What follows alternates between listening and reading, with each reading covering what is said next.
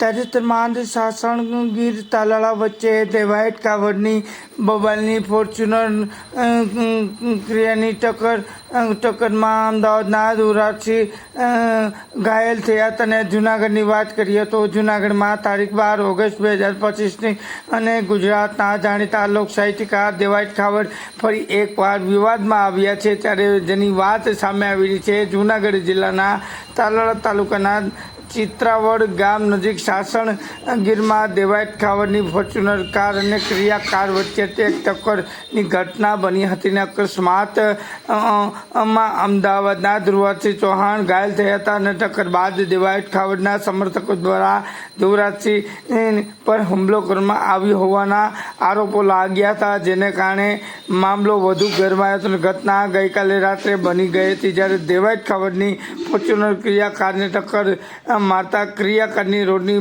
બાજુ ખાડામાં ઉતરી ગઈ હતી. સૂત્રોના જણાવ્યા મુજબ ઘટના દેવાયત કાવડની ધ્રુવરાજસિંહ ચૌહાણ મનાય છે અને 6 મહિના અગાઉ અમદાવાદના ગામે પણ દેવાયત કાવડની ડાયરામાં કાર્યક્રમ દરમિયાન વિવાદ થયો હતો. જે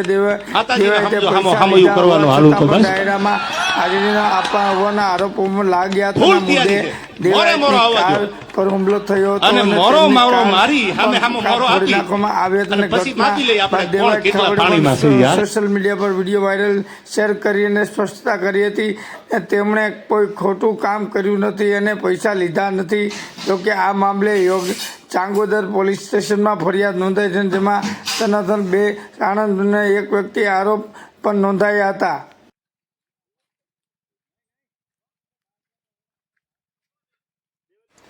તાજેતરની ઘટનાના તાલાળાના ચિત્રાવડ ગામે થયેલી ને ટક્કર અને ત્યારબાદ આ બબાલ સ્થાનિક પોલીસને તપાસમાં લાગી દીધી હતી. ને પોલીસ સૂત્રોનું કહેવું છે કે આ ઘટના પાછળનું કારણ છે જૂના વેરઝેર ડાયરાના આયોજનને લઈને ઊભી થયેલી નારાજગી હોઈ શકે છે. ને ધ્રુવરાજસિંહને વધુ ઈજા થતાં જૂનાગઢને ખાનગી હોસ્પિટલમાં દાખલ કરવામાં આવ્યો છે. હાલ સ્થિર હોવાનું તબિયત હાલ સ્થિર હોવાનું જણાય છે. અને ઘટના સ્થાનિક લોકોમાં ચર્ચાનો વિષય બનાવ્યો છે કે સોશિયલ મીડિયા પર પણ આ મામલો ગરમાયો હતો. ચર્ચા ચાલી રહી કે દેવાયત કાવડ હજી સુધી આ ઘટના અંગે કોઈ સત્તાવાર નિવેદન આપ્યું નથી, પરંતુ પોલીસે તપાસનો ધમધમાટ શરૂ કર્યો અને આરોપી સામે કડક કાર્યવાહી હાથ ધરવા પણ માગણી પણ કરવામાં આવી હતી.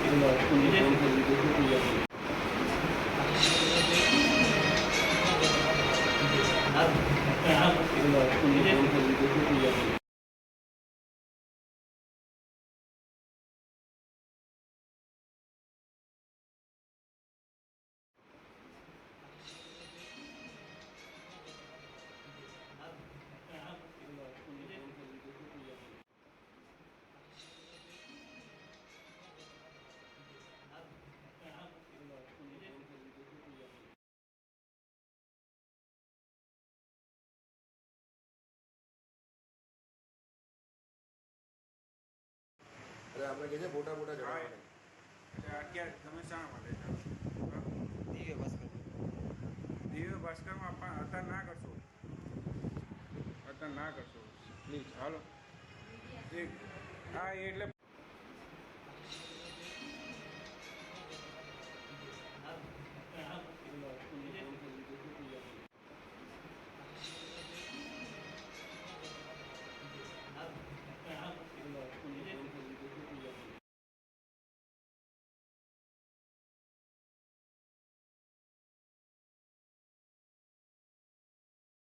કઈ રીતે કરી શું હતું હકીકત?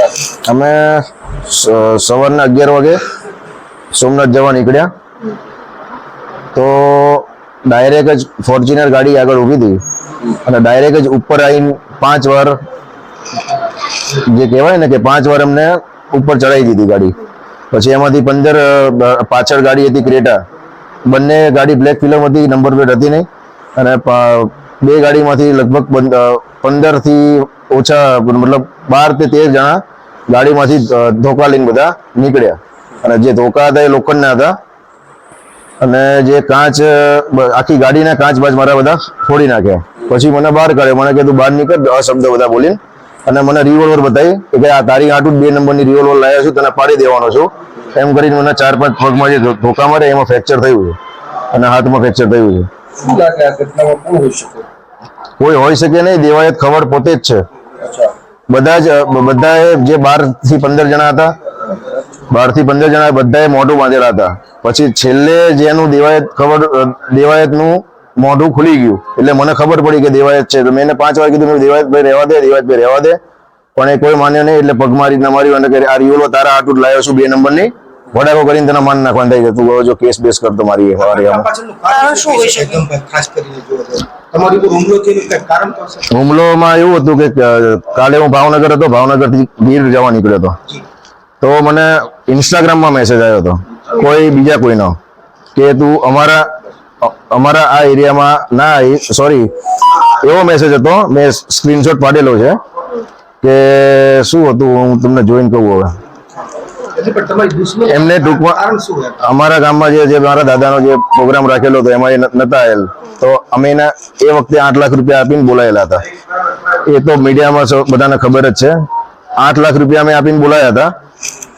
તો પછી છતાં એ આયા નહીં અને પછી જે બધું ઘટના થયું એ કર્યું બીજા બધાએ અને બધું કર્યું અમારી ઉપર કે તે કર્યું છે એમ.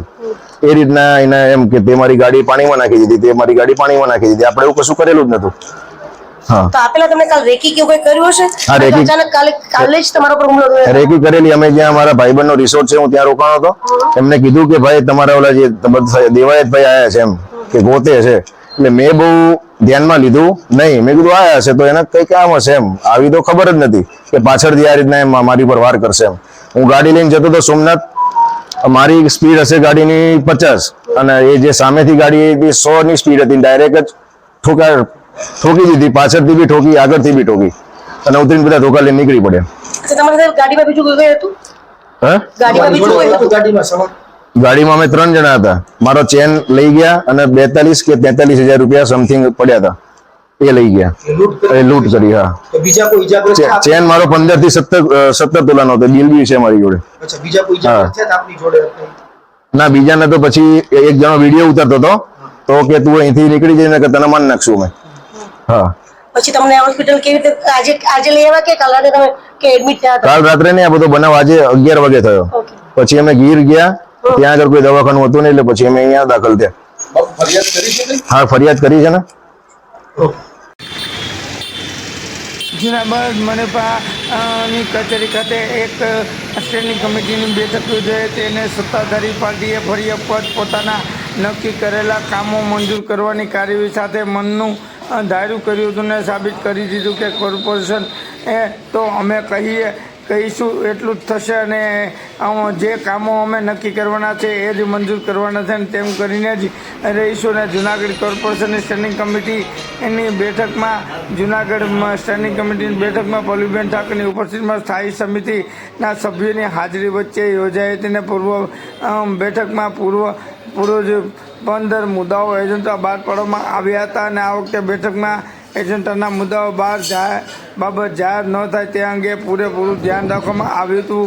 તેમ છતાં પણ કેટલીક બાબતો એજન્ટોની આઇટમ વિગત બહાર આવી હતી અને ખાસ કરીને ભાજપના નેતાની મનાતી આઉટસોર્સિંગની વિનાયક એજન્સીને પોતાને લાગતો વળગતો એજન્સીઓ એટલે તમને વર્ગ 3 અને વર્ગ 4ના કેડરના 68 જેટલા કર્મચારીઓને પૂરા પાડવા માટે થઈને રૂપિયા 4.95 કરોડના 2 વર્ષ માટે 9.10 કરોડ 203/2023ની કોન્ટ્રાક્ટ આપવામાં આવ્યો હતો અને 2 વર્ષનો જે ખર્ચ થવાનો હતો તે ખર્ચ હવે 1 જ વર્ષમાં થયો છે અને 26/6/2024થી સ્થાયી સમિતિની બેઠકમાં એજન્સી 2 વર્ષ માટે કર્મચારી પૂરા પાડવાની 17.95 કરોડ ચૂકવવાનો ઠરાવ કર્યો હતો. પણ આ ઘટના ક્રમમાં જે એજન્સી છે તે 5 કરોડને બદલે હવે 23 કરોડ ચૂકવી દેવામાં આવ્યો છે. આ મુદ્દો ભારે ચર્ચાસ્પદ બન્યો હતો. દરમિયાન સ્ટેન્ડિંગ કમિટી ની યોજાયેલી આ બેઠકમાં જુદા જુદા કામો માટે થઈને સુશોભન કામગીરી, હાર, બુકે, ફૂલ શણગાર માટેના ભાવ પણ મંજૂર કરવામાં આવ્યા હતા. મનેપાના હસ્તકના સ્મશાન ગૃહ માટે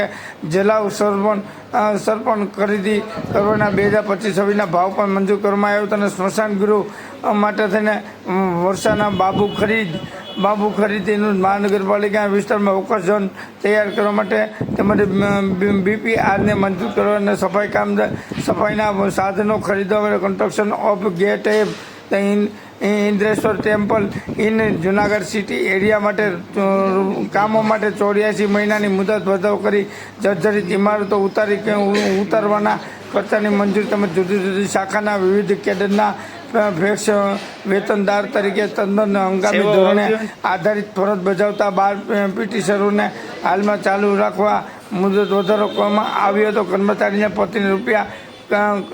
કર્મચારીઓના પતિને માર્ચ રૂપિયા 31-34-340નું વેતન મળે અને આ ઉપરાંત કુલ 15 જેટલા મુદ્દાઓ એજન્ડામાં સમાવેશ કરવામાં આવ્યા હતા અને લખાય છે કે ત્યારે ચર્ચાના અંતમાં સ્ટેન્ડિંગ કમિટીના મોટાભાગના મુદ્દાઓ મંજૂરી આપી દેવામાં આવી હોવાનું જાણવા મળ્યું છે.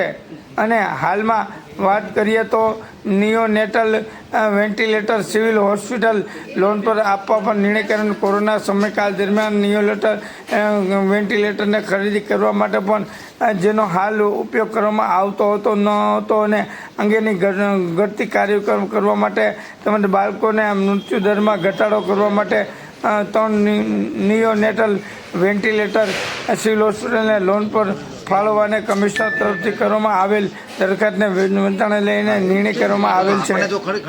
સ્ટેન્ડિંગની બેઠકમાં કરોડો રૂપિયાના કામોને મંજૂરી તો અપાઈ છે, પરંતુ કામો કેમ નથી થતા પણ અનેક સવાલો જૂનાગઢની જનતામાંથી ઉઠવા પામ્યા છે.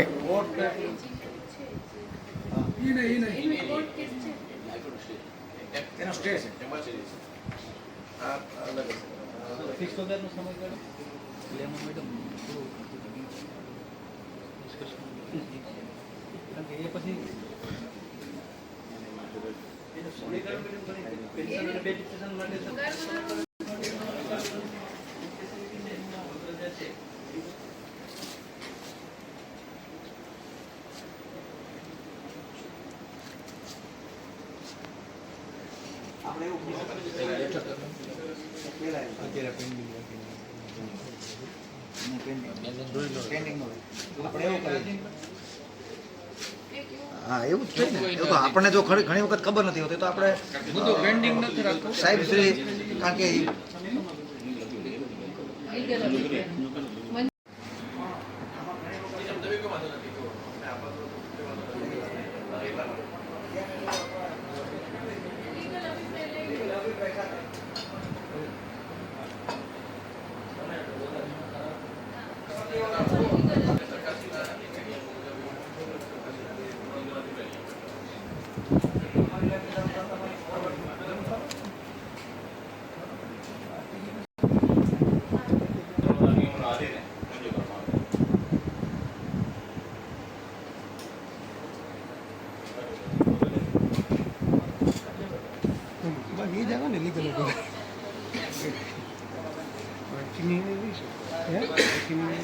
પાછી ખેતી જ લઈને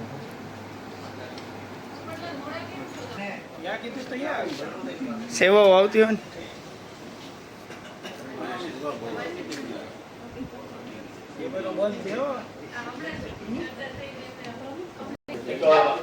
સંકલનમાં ચર્ચા થયા મુજબ અને કમિશનર સબ્જેક્ટ થયા મુજબ હું તો બેન શોખથી કરું છું પબ્લિક માટે. બાકી મારે જો બીબીસીની દૂરદર્શનની ડોક્યુમેન્ટરીને બધું બનાવતી તો એમાં નામ છે આપણું. મારી ફોરેનની મારી નેટફ્લિક્સ ઉપર ડોક્યુમેન્ટરી છે. નેટફ્લિક્સ ઉપર આવે છે કઈ કઈ છે તમારી? મારી 72 ડેન્જરસ એનિમલ એશિયાની આખી સિરીઝ છે. એમાં 2 એપિસોડ છે. એમ? હા. અચ્છા. મારો સન છે ને આર્કિટેક્ટ છે. એમ? હા, બહુ મોટું કામકાજ છે એનું.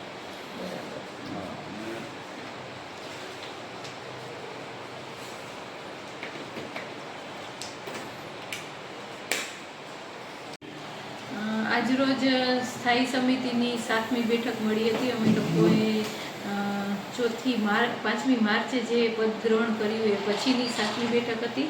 એમાં અલગ અલગ વિષયો અમે મંજૂર કર્યા છે. જેમ કે અહીંયા હાજણી બાગ ખાતે જે MRF જે મટીરિયલ રિકવરી ફેસિલિટી છે, એટલે જે પ્લાસ્ટિક ભેગું થાય છે એ પ્લાસ્ટિકને ત્યાં એકત્ર કરીને જે ગઠ્ઠા કરવામાં આવે છે, તો એની મુદત આમ તો પૂરી થાય છે, પણ અમે એને 4 માસનો મુદત વધારો કર્યો છે. પણ એની પહેલાં અમે ગઈ સ્ટેન્ડિંગ કમિટીમાં ચારકોલ એમાંથી બને એનું આખું અમે કામ છે એ મંજૂર કર્યું હતું.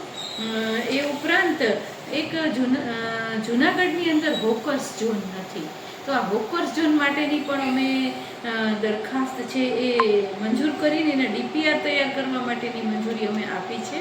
અને આ હોકર્સ ઝોન છે એ એવા કોર્પોરેશનના રિઝર્વ પ્લોટની અંદર બનાવવામાં આવશે અને એક દોલતપરા એરિયામાં ત્યાંના સ્થાનિક કોર્પોરેટરોને સાથે લઈ અને એ વિસ્તારની પસંદગી કરવામાં આવશે, એટલે આ રેકડી ધારકો છે એ ત્યાં ઊભા રહી શકે એવું અમે મંજૂર કર્યું છે.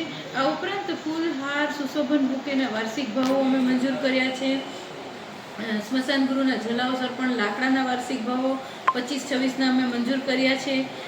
સ્મશાનની અંદર જે વાંસના બાંબુ જોતા હોય છે તો એના 25-26ના વાર્ષિક ભાવો અમે મંજૂર કર્યા છે. આ ઉપરાંત સફાઈના સાધનો જે જોતા હોય છે તો એના ખરીદ કરવા માટેના એ નવા વાર્ષિક ભાવ અમે બેઠકમાં મંજૂર કર્યા છે. આ ઉપરાંત અમે જે વોટર પ્યુરિફિકેશન છે તો આ વોટર પ્યુરિફિકેશન માટેનું ટેન્ડરિંગ થઈ ગયું હતું ને એમાં જે એજન્સી આવી છે તો એના પણ વાર્ષિક ભાવો અમે મંજૂર કર્યા છે.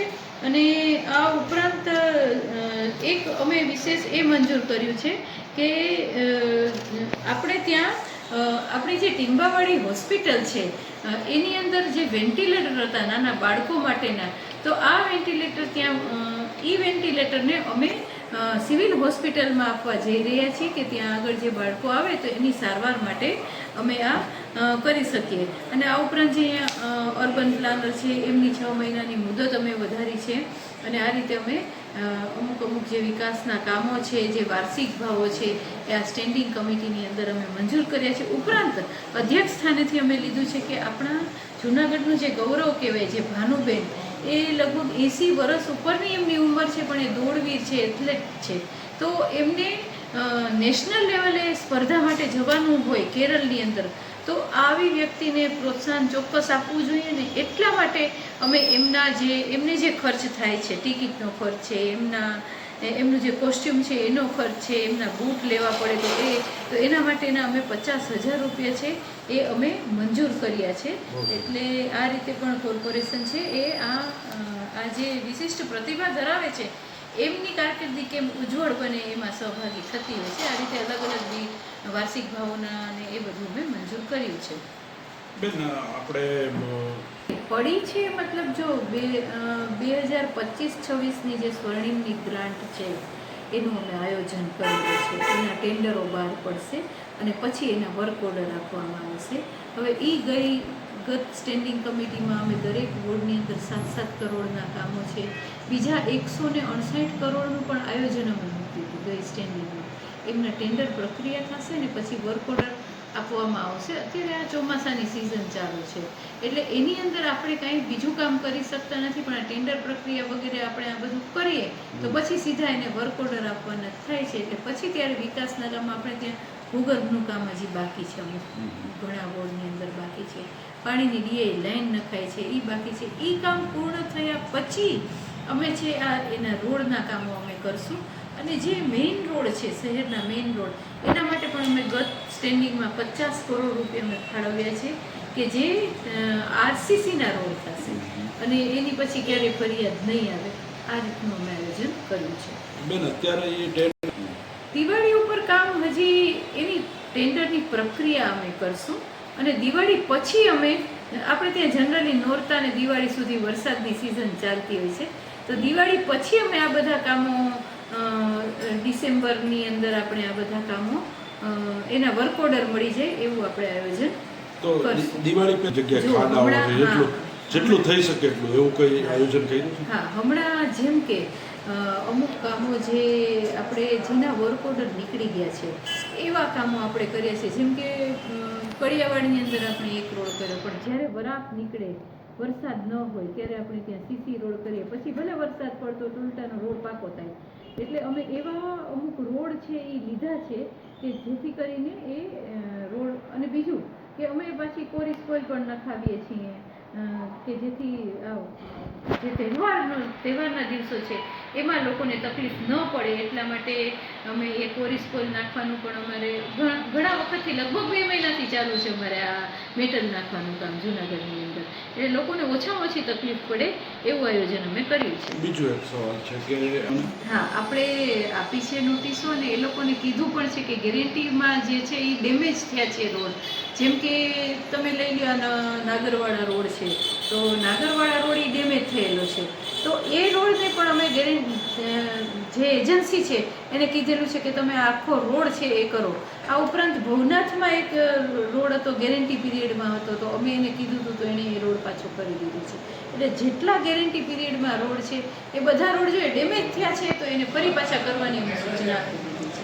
આવું કંપની નહીં કરે તો એના સામે પગલાં લેવાય? અત્યાર સુધીમાં લેવાય છે? આપણે કોઈ બ્લેકલિસ્ટ આપણે કરવી? બ્લેકલિસ્ટ કરેલી જ છે કંપનીને, એક એજન્સીને આપણે કરેલી જ છે. હમણાં 15-20 દિવસ પહેલાં જ આપણે એને નોટિસ આપી હતી ને એને બ્લેકલિસ્ટ કરેલી છે એજન્સી. જયરાજસિંહ મોરી, વિપક્ષ નેતા, સિહોર નગરપાલિકા.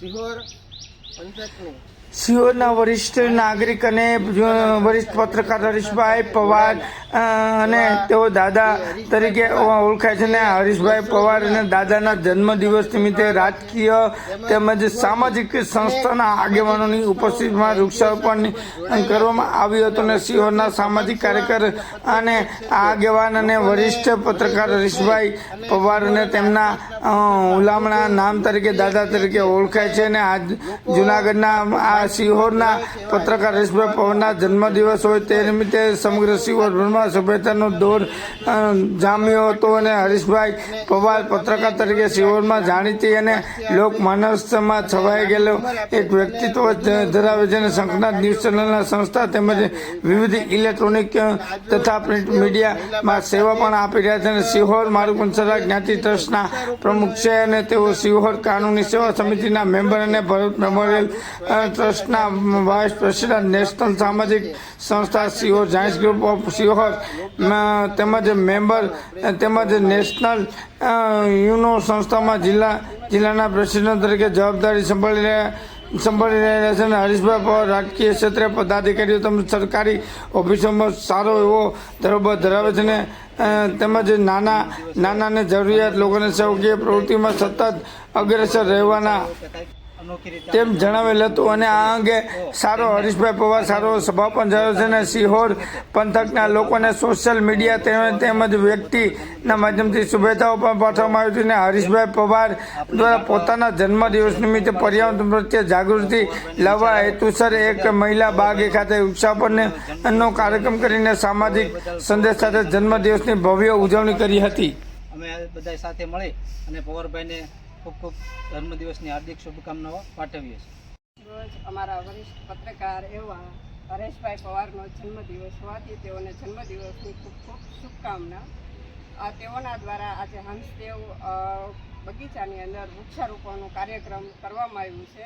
અને અમારા સૌ વતી પવારભાઈને હવે તો